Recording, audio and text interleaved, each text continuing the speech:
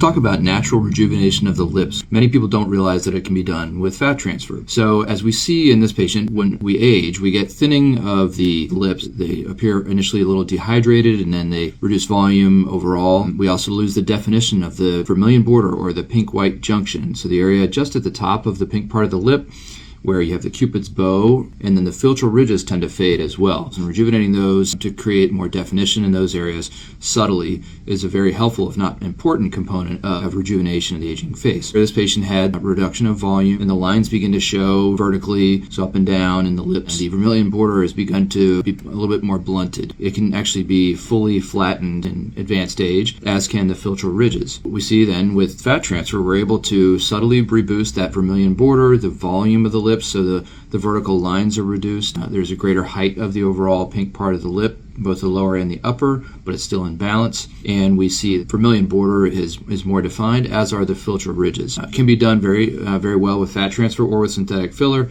If we're already going to have a surgical procedure done, like a facelift or a lux lift, then it's very helpful to do it at the same time because it's just one downtime then. When done carefully, it's not going to look overdone. In fact, it's very tough to overdo it with fat transfer. Even if somebody wants really big lips, it's virtually impossible to get that. So rest assured, it'll look natural and it'll blend with the rest of your rejuvenation. Thanks very much. Feel free to ask any questions below.